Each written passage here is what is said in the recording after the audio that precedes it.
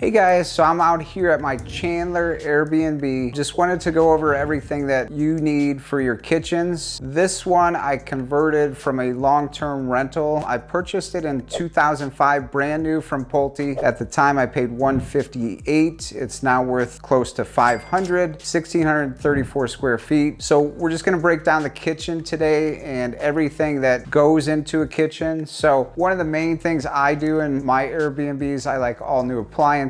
So I got a guy who I work with through local appliance company. I get contractor discounts. You could always ask for that. So anyway, I put in all brand new appliances, matching stainless steel. Did the microwave with the stovetop. This is electric.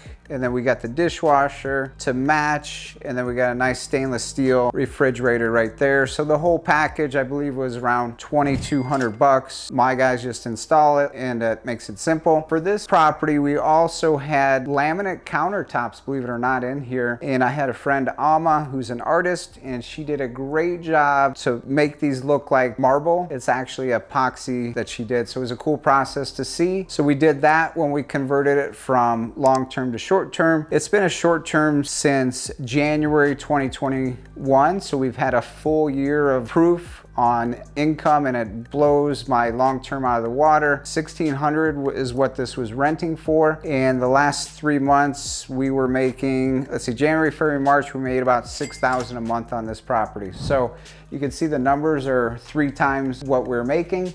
So we want to make sure all glassware is here. A lot of times we'll go to Costco and buy these. So coffee mugs, usually about 8 of those. We'll do these glasses for ice drinks, the bigger ones, and then we'll do the smaller ones, so 8 and 8. And then we get wine glasses too, and then more coffee mugs here. This was just a cool thing I saw at Costco. I thought it looked cool. You always want to have your coffee pot. You provide coffee as the host, and then you will have the creamer, and we have the filters here. So we keep that stocked up pretty well. Everyone likes to drink coffee in the morning. Always culinary knives are important when people are cooking, so we provide nice ones from Costco there. I like spices when I'm cooking, so we threw a spice rack here, 20 bucks from Costco. And then over on this side, we have all our plates. Usually, again, I will buy sets of 8 big plates, 8 small ones, and then we do provide some paper plates if there's kids here. Sometimes the parents like to use those. Down below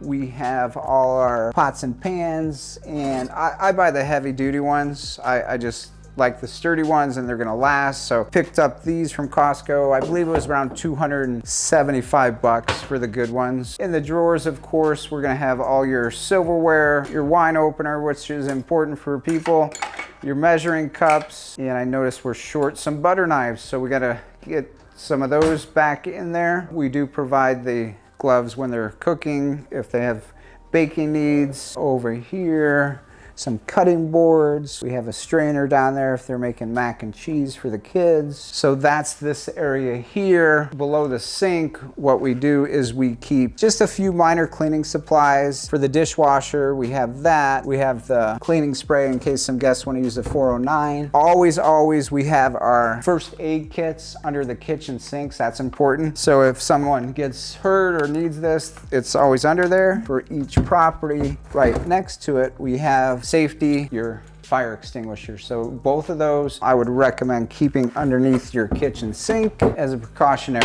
That's the kitchen. If you have questions, likes, comments, definitely hit us up. We'd be happy to answer them and share it with some of your friends and buddies.